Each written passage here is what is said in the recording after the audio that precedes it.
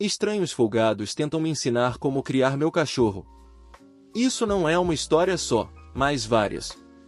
Para dar um pouco de contexto, eu tenho uma filhote de Doberman de 7 meses, e ela é uma cachorra bem difícil, até mesmo para a raça dela. Isso exige que eu seja bem firme e tenha algumas regras bem claras. Ela responde bem a isso, e as coisas estão indo bem até onde poderiam. Quem já criou um filhote sabe como eles podem ser difíceis nessa fase, e ela com certeza não é exceção. Você pensaria que as pessoas ajudando seria algo bom, mas minha experiência até agora tem sido que as pessoas não estão sendo úteis, e sim bastante folgadas. Eu consigo contar nos dedos de uma mão quantas pessoas realmente foram amigáveis sobre o assunto, mas já perdi a conta de quantas foram críticas e arrogantes. De qualquer forma, aqui estão algumas das minhas experiências. A primeira história foi quando eu tinha acabado de pegar a filhote e vi um homem com um cachorro bem grande e solto vindo na nossa direção. Eu tentei dizer para ele que nossos cachorros não deviam se encontrar. Eu não conhecia ele nem o cachorro dele, e não achava que era o momento certo. Acho que eu estava exausta e desprevenida, porque me embananei nas palavras. Ele exigiu saber por que eu não queria que eles se conhecessem, e quando eu tive dificuldade para explicar, ele pareceu ficar bravo. Consegui explicar que estava pensando em treiná-la como um cão de serviço, mas antes que pudesse falar mais alguma coisa, ele basicamente começou a gritar comigo. Ele ficou falando que eu estava abusando dela e sei lá mais o que. Eu estava muito estressada porque estávamos no meio do nada, sem ninguém por perto para pedir ajuda ou onde correr, então nem lembro exatamente de tudo o que ele disse. Só lembro de ter dito que ela tem amigos cães, mas, pelo visto, se eu não deixo ela conhecer todos os cachorros que cruzam nosso caminho, não é o suficiente. Ele foi embora, mas parou ao longe e começou a gritar mais coisas. Parecia mesmo que ele ia voltar e fazer algo pior, então aproveitei e fui rapidamente até a estação de trem, sem parar até ver algumas pessoas por perto. Felizmente ele não me seguiu. Minha cachorra ficou meio ansiosa perto de estranhos, tanto pessoas quanto cachorros, depois disso, e só agora ela finalmente voltou ao ponto onde começamos. Eu faço o possível para ela ignorar pessoas e cães de novo, porque fui forçada a deixá-la conhecer um monte de desconhecidos até que não estivesse mais assustada. Fiz o meu melhor para ficar calma, mas esse cara era honestamente apavorante. Ele estava tão ocupado me acusando de traumatizar minha cachorra que nem parou para pensar que ele mesmo estava fazendo isso. A segunda história é bem menos assustadora. É uma rápida, mas eu continuo pensando em como é idiota. Eu estava passeando com a minha cachorra e, durante o passeio, eu não deixo ela interagir com outros cachorros por vários motivos. Ela vai com frequência ao parque de cães. Vi um estranho com 2 cachorrinhos vindo na nossa direção, então, para garantir que minha filhote não se distraísse demais, o que faria eu precisar corrigir ela, eu fui pro outro lado e a recompensei bastante por manter o foco em mim. Esse cara grita que eu não precisava ir pro outro lado. Eu olhei para ele, mas decidi ignorar, pois a essa altura eu já sabia que não adianta argumentar com estranhos que querem dar conselho. Ele gritou de novo dizendo que eu precisava socializar minha cachorra. Ele não parecia bravo como o outro cara, mas eu ainda não entendo por que alguém gritaria isso para um estranho. Ele não me conhece, não conhece minha cachorra nem sabe por que estou fazendo isso, então por que julgar?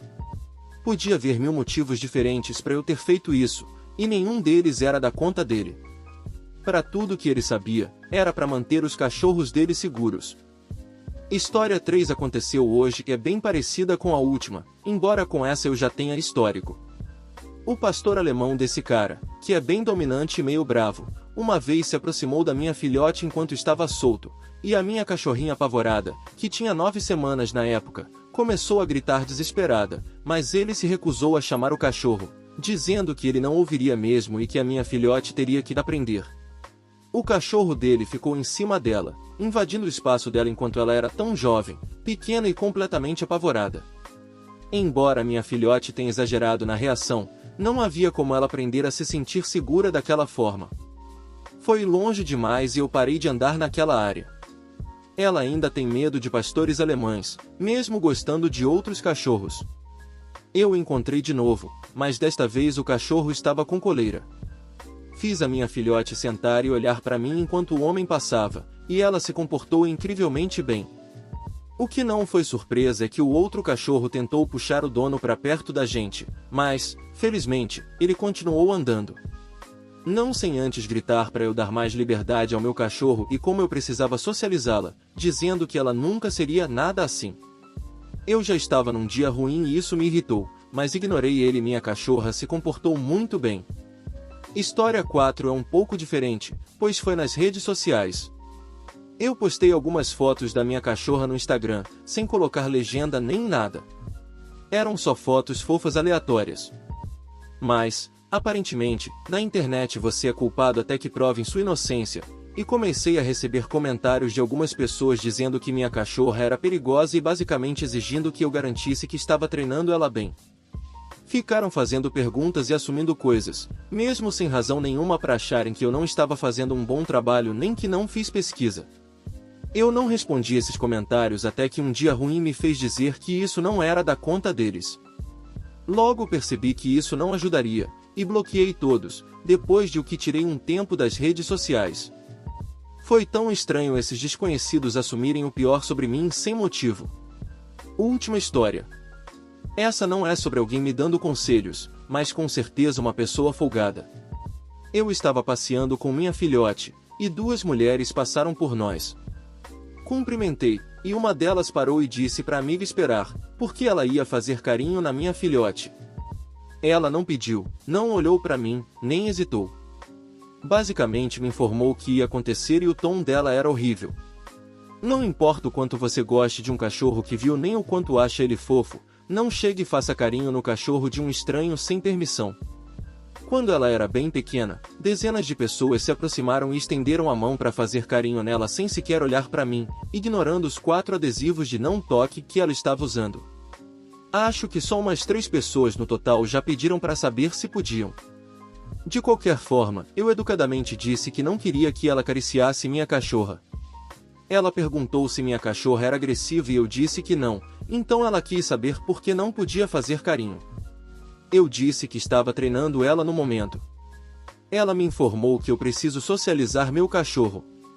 Eu disse que faria isso felizmente quando achasse apropriado, o que não era naquele momento. Acho que, mesmo sendo educada, deixei claro que não ia discutir com ela, porque a atitude dela mudou e ela foi embora enquanto a amiga ria. Ter um Doberman realmente fez maravilhas pela minha confiança e pela forma como lido com as coisas, especialmente se olhar para a primeira história. Post longo, eu sei. Considerando que várias dessas histórias são sobre pessoas me acusando de não socializar minha cachorra, só deixo claro que eu já fiz isso e vou continuar fazendo. É só que passeios não são o momento certo para isso, devido à personalidade dela, pode acreditar, RS, e também pelo que estou tentando alcançar com o treinamento. Ela conhece cães e pessoas em momentos apropriados e seguros, com pessoas que sabem como agir perto dela. Tenho várias experiências assim e é honestamente tão frustrante, mas não vou deixar o post mais longo do que já está. Se aprendi algo com isso, é que as pessoas têm opiniões ruins. Todo mundo acha que é especialista em cães e que devo ignorar quem julga rápido demais com informações extremamente limitadas. A maioria das pessoas simplesmente não vale o seu tempo, sério. Sobrevivendo à infidelidade em um casamento que durou menos de 1 ano. Resumo: minha quase ex-esposa, a STBXW, me traiu durante nossa separação. Antes da separação, descobri que ela estava tendo um caso emocional com um colega de trabalho por alguns meses. 3 meses após a separação, encontrei provas concretas de que ela estava tendo um caso físico com o colega enquanto eu empacotava minhas coisas para sair do apartamento alugado. Sou da região Ásia e no meu país há uma regra rígida de que casais recém-casados só podem se divorciar após completarem 2 anos de casamento. Estou casado há apenas 1 ano até o momento. Eu, a 31M, conheci a minha quase ex-esposa, a 29F, há 10 anos e estávamos juntos há 3 anos antes do casamento. Os primeiros 2 anos foram em grande parte um relacionamento à distância, pois eu estava estudando em outro país, durante a era da Covid. Foi difícil, mas superamos as dificuldades, e assim que me formei, voltei para o meu país para estar com ela.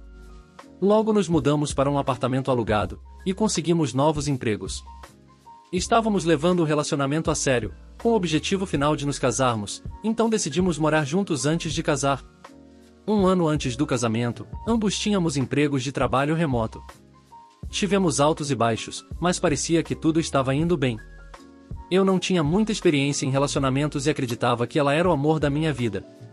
Então, decidimos nos casar em setembro de 2023. Eu queria ter uma família e um lugar estável para nós, então estava me esforçando muito para poder comprar uma casa e construir uma base financeira sólida.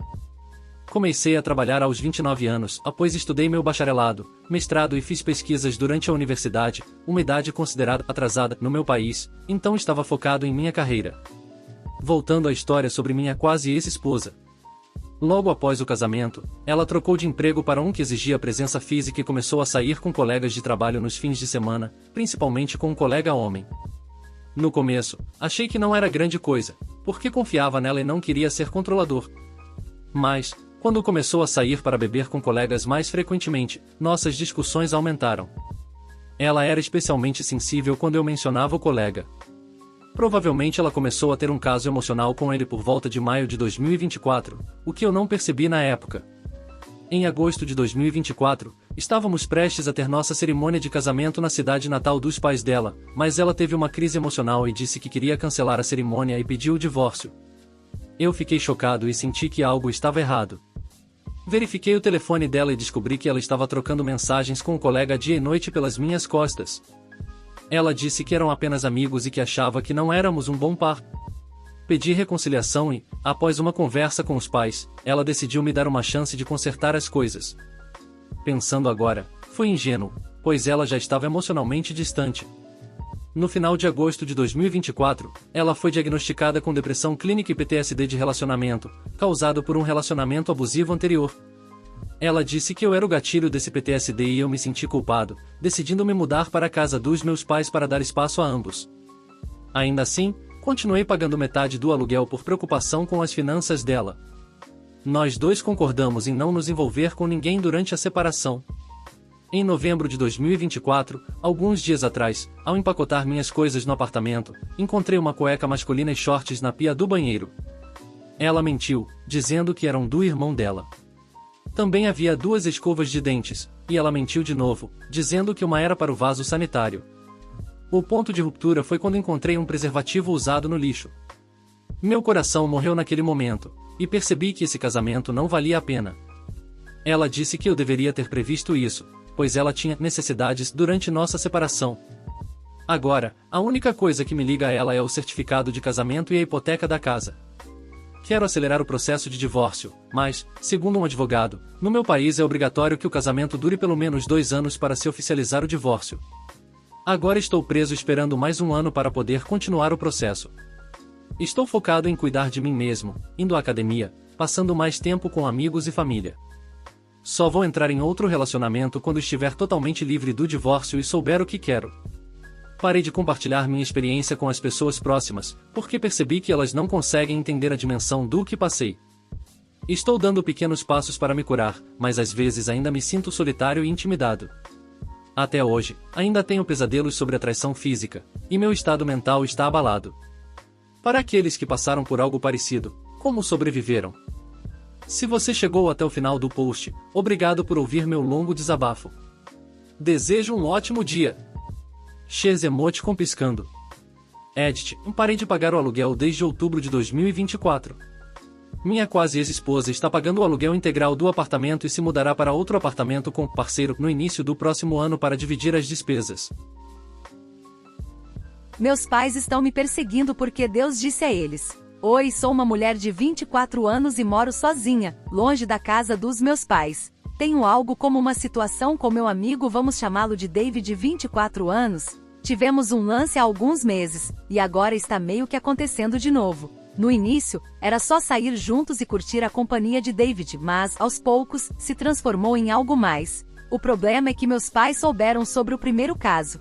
David costumava ser inseparável do meu pai. Eles eram como pai e filho. Até que David e eu tivemos nosso caso. Agora meu pai está tentando controlá-lo, dizendo que ele não deve ter contato comigo fora do grupo de mensagens em que todos estamos. Achamos isso ridículo. Algumas semanas atrás, estávamos saindo juntos e fomos à loja 5 Below para comprar lanches e passar o tempo. Enquanto estávamos lá, meus pais entraram. Eles não moram na mesma cidade que eu, moro a cerca de 20 minutos deles, e eles simplesmente apareceram aleatoriamente na loja perto da minha casa. Disseram que era para comprar pilhas. Nesse momento, meu pai confrontou David e disse que havia pedido a ele para não sair comigo, e disse para eu não ir chorando para ele quando tivesse o coração partido. Minha mãe me mandou uma mensagem depois, dizendo que foi totalmente o Espírito Santo, revelando que algo estava acontecendo para que eles pudessem intervir. Fiquei meio aliviada porque depois que David e eu saímos, isso abriu uma conversa sobre o que estava acontecendo entre nós.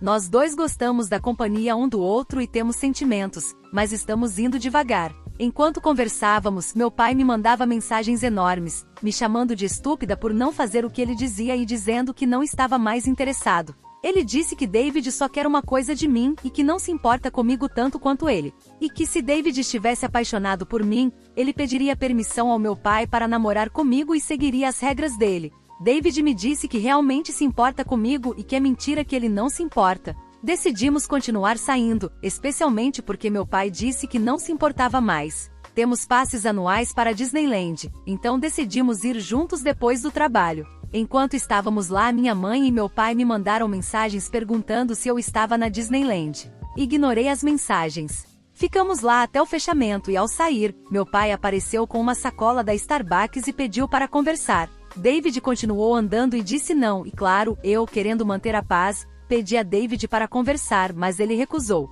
Eu disse que era eu que o levaria para casa, e ele disse que pegaria um Uber, mas eu disse que não precisava. Então, simplesmente deixei meus pais lá e fui embora. Chorei no carro, e David disse que não era minha culpa. Enquanto estava no carro, mandei mensagem para minha mãe perguntando como ela sabia que eu estava lá. E ela respondeu, Deus está observando. Perguntei de novo, e ela disse que me encontraria em casa para me contar, e eu disse que não. Você não vai se encontrar na minha casa, isso é estranho, mãe. Como você sabia que eu estava na Disneyland? Ela parou de responder, e então meu pai me mandou esta mensagem. Op, se você quer saber como soubemos que você estava lá, pode conversar conosco pessoalmente. Viemos em paz e tentamos ser amorosos, mesmo sabendo que David estava fazendo coisas que disse que não faria. Eu só quero que ele cuide de você tanto quanto eu e sua mãe cuidamos. Mas você vai descobrir, querida, e é realmente triste. Ele teve toda a oportunidade ali mesmo de confessar seu amor por você e pedir espaço para nós. Poderíamos ter tido uma boa conversa, mas em vez disso ele foi um covarde e fugiu. De agora em diante você não deve vir à minha casa. Podemos nos encontrar em público para falar sobre como soubemos que você estava na Disneyland, porque tínhamos toda a intenção de contar para você. E isso faria parte da conversa. Eu nunca menti para você e nunca mentirei. Eu não tenho nada a esconder. Essa conversa poderia ter sido ótima, e ainda estamos dispostos a tê-la, mas, infelizmente, David não está. Eu não fiz nada a ele para merecer o tratamento que recebemos dele, e sempre o tratei da mesma forma que trataria um bom filho. Espero e rezo para que ele não faça o que eu sei que ele vai fazer. Lobos entram no rebanho e separam as ovelhas do rebanho. E então eles devoram as ovelhas. Mas o bom pastor vai proteger você. E se David algum dia foi uma ovelha, ele ouvirá a voz de Deus, das pessoas que o amavam e o estimavam. Eu amo você, Op, e desejo nada além do melhor para você. Se quiser conversar, estamos dispostos a falar sobre qualquer coisa que você queira saber. Eu respondi com: Pai, eu não espero que ele esteja apaixonado por mim, é cedo demais para isso. E se você não quer esconder a verdade, apenas explique como soube que eu estava lá. Eu não vou me encontrar pessoalmente para uma conversa que pode ser feita por mensagem. Ele então respondeu: Então não se encontre comigo. Essa é a maneira de as coisas serem ditas, porque você precisa ver minha postura e tudo. E que vergonha vocês tentarem apontar o dedo para nós.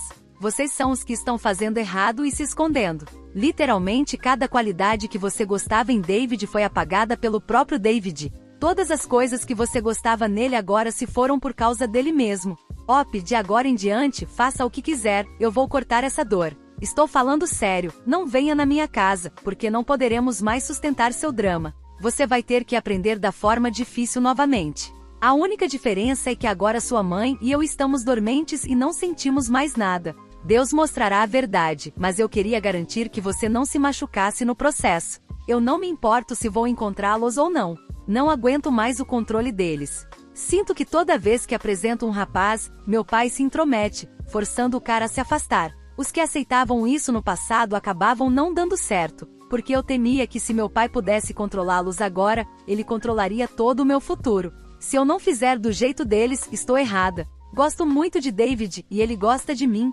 Tenho 24 anos e pela primeira vez, tenho um cara que não foge de mim por causa dos meus pais super envolvidos. Não sei o que fazer. O que me preocupa é como meus pais me seguiram até lá e por quê. Estou perdida. Qualquer conselho é bem-vindo. Obrigada por lerem até aqui, e por favor, qualquer sugestão ajuda, pois me sinto sozinha agora. Edith, obrigada a todos que deram conselhos e sugestões. Decidi me acalmar por alguns dias. Vou concordar em ouvir meus pais, só para entender como eles souberam onde eu estava.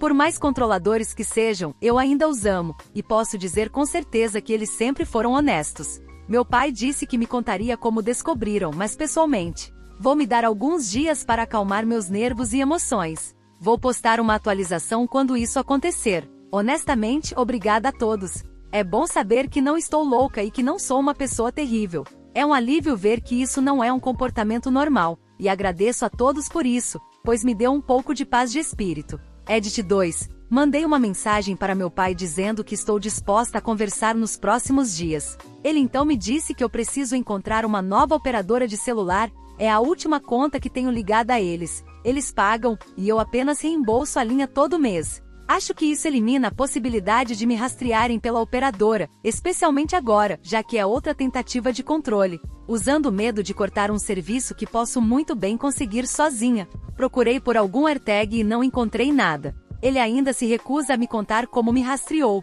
a menos que eu me encontre com ele, minha mãe e nosso pastor na igreja. Atualização: encontrei com eles hoje. Meu pastor e a esposa dele ficaram 100% do meu lado. Meu pai me contou como me encontraram. Aparentemente eu ainda estava compartilhando minha localização com ele pelo celular nas mensagens. Ele disse que Deus revelou que ele ainda tinha minha localização. Meus pais então dirigiram até minha casa para ver se meu carro estava lá. Viram o carro de David e fomos juntos para a Disney, e então esperaram do lado de fora da Disneyland até sairmos. Eu disse que isso era muito estranho e me deixava desconfortável. Eles disseram que fizeram isso por amor, porque estavam preocupados. Basicamente, meu pastor e sua esposa apoiaram totalmente o fato de que posso escolher quem namorar e que meus pais não devem decidir isso por mim. Devo ter a oportunidade de decidir se gosto do rapaz antes, e só então apresentá-lo aos meus pais. É um pouco diferente porque todos conhecemos o David há anos, mas ainda assim eu tenho o direito de decidir quando envolver meus pais.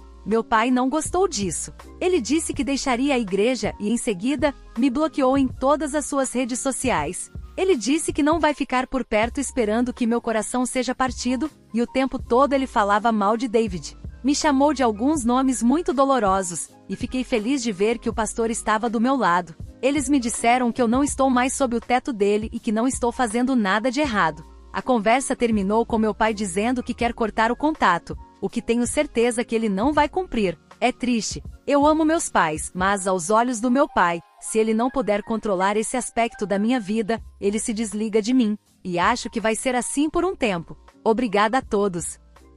Obrigado por assistir até o final. Se possível, deixe seu like e se inscreva no canal. Valeu!